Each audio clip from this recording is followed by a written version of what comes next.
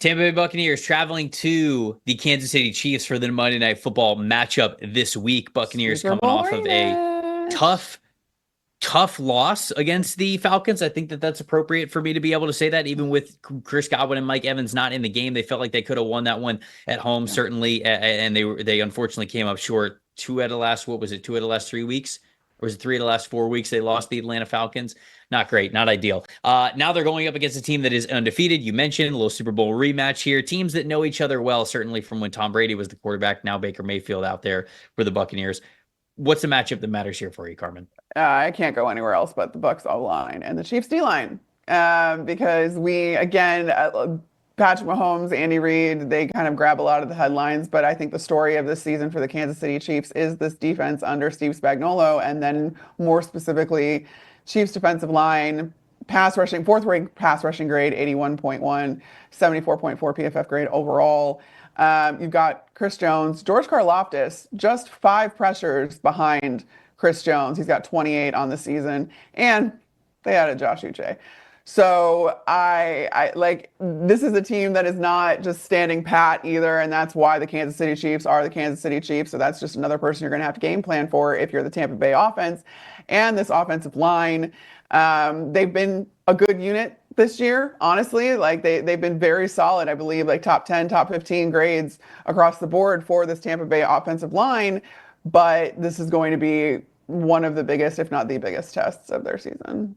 I think the matchup that matters for me is the Chiefs tight ends and just middle of the field passing attack against the Buccaneers linebackers specifically, because over the last 4 weeks, which is really since Servassier Dennis went down for the season, they have a 29.7 coverage grade from their linebackers, including Levante David. And that is worst in the NFL. So Travis Kelce is coming off of his best game of the season, where he was able to get in the end zone for the first time when we saw against them take on the Las Vegas Raiders last week in the win. And this is a team that just really knows how to attack defense's weaknesses. And unfortunately for the Bucks, they have a glaring one over the middle of the field when you make their linebackers cover. And without Dennis, it's just proving to be a big time weak link in the middle. And I think that's causing some chemistry issues as well with the rest of the defense, even with the two experienced safeties behind him. It's been really tough for them to cover players over the middle, specifically the tight end position. And so with such a bad coverage grade, if the floor of how these linebackers cover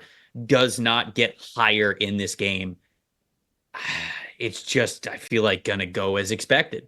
And the Chiefs are going to continue to be undefeated, and they're going to win at home. So the linebackers have to cover much, much better in this game for Tampa. They cannot be this much of a weak link. But your plus factor in this game, what do we got? It's honestly a bright spot of the Tampa Bay Buccaneers offense, which outside of Baker Mayfield, who has been all overall really, really, really good this season. But what's really been interesting in the absence of Chris Godwin and Mike Evans now is that even more than it had started before that, but this offensive rushing attack, that is not something we've been able to see in Tampa Bay in a long time.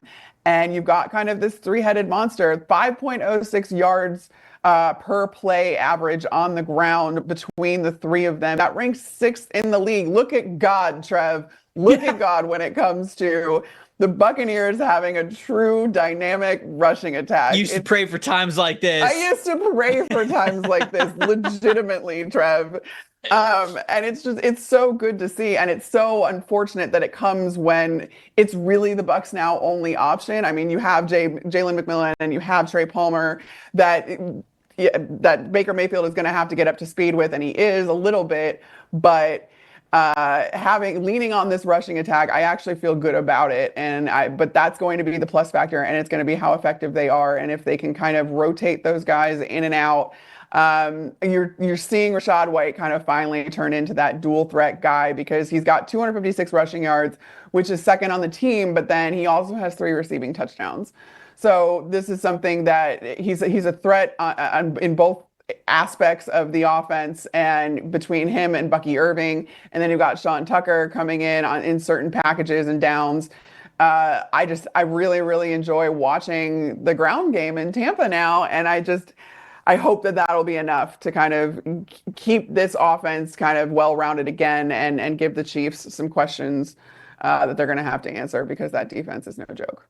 I'm really excited to see what Josh Uche can be in this defense, particularly because he's not their type of edge rusher. They don't really have Yeah. an edge rusher on the team less than 250, 255 pounds, and Uche's coming in, sub 240. So it's just a different type of player for them.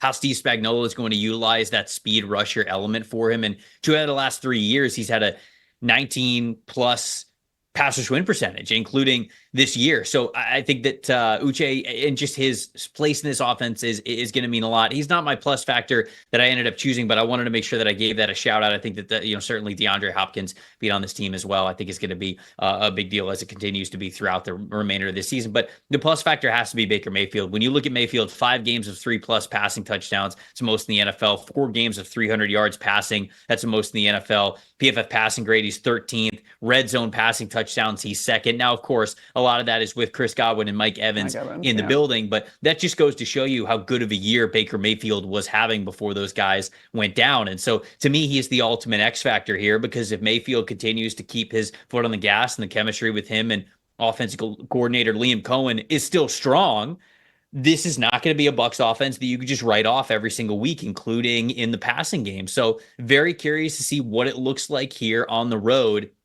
against a really good defense, and can Mayfield go toe to toe with Patrick Mahomes? And we will have to see how that matchup manifests. But I think Baker Mayfield is the ultimate plus factor here.